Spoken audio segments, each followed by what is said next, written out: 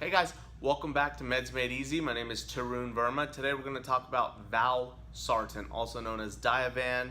I think it's also called Exforge. It's got a bunch of names where it gets grouped together with other blood pressure medications.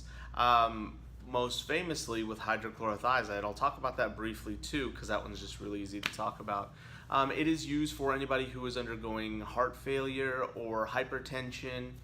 And the way that it works is it's an angiotensin receptor inhibitor. I'm not going to go into all that jazz. Essentially, your vascular system, your blood vessels, it decreases the blood pressure by getting rid of the liquid. Makes sense, right? Because again, it's like a plumbing system in here. If you have too much fluid being pushed through, it's raising the pressure inside those tubes. If you get rid of some of that liquid, pressure goes down. Simple stuff, easy to understand concept. And so one of the byproducts, if you think about that just a little bit, is urine. You're going to pee more, especially if you're on Valsartan slash hydrochlorothiazide any dose. Hydrochlorothiazide definitely is a diuretic, and Valsartan has major diuretic properties. So you're just going to pee a lot more throughout the day, which is why you kind of think about it. When is the best time to take it? You can take it at night, but you're going to wake up more to pee. And also at nighttime, your blood pressure is the lowest anyway. So you generally want to take this during the day. Now, I have had patients go, listen, I can't go to the bathroom like every hour or so because of my job. Well, then you can take it at night too. You just take it however it's flexible and convenient for you, but generally to get the most out of the medication, you want to take it during the day, in the morning. Generally kicks in about 2 hours, very, very quick.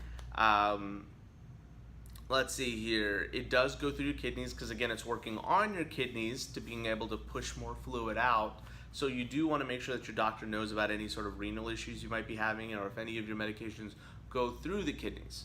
You need to be able to know.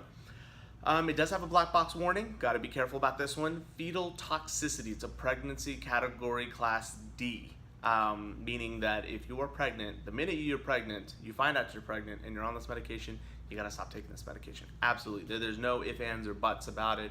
You just gotta stop. Have that conversation with your doctor. You'll get switched on to something else during the course of your pregnancy, and then after you're done being pregnant, you'll be able to get back on the medication. Let's see here. You generally get switched onto this medication if you were on a different blood pressure medication that caused a persistent dry hack cough. But this one can still have that issue. So if you get this sort of dry cough, you know why it's happening, and it's not going away, could be a side effect of this medication. Generally it's not, but it can. It happens in a small amount of the population as well. Call your doctor, let them know. How to take it, you generally take it once a day. Rarely you take it twice a day, but really mostly you see it for once a day. But with severe heart failure patients, you can take it more, but again, that kind of goes to your doctor, so I don't try to step on their toes when it comes to dosing. I'll put a list of side effects right up here. As with anything, because you're going to be peeing more, you're going to be losing a lot of fluids.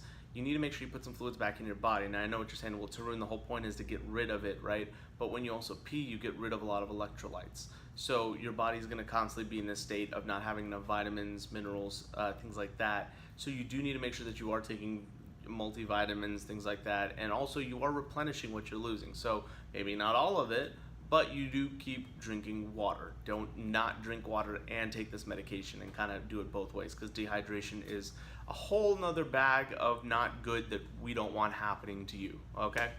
So guys, I think that's about it. That's a quick Meds Made Easy version of Valsartan. Questions, concerns, please put them down in the comments. We love that you're watching these videos. Subscribe to the channel. Show us some support. Spread it around to your friends and family. We're just trying to do good with these videos. Help as many people as we can. So guys, thank you for tuning in. We'll see you next time on Meds Made Easy. Bye.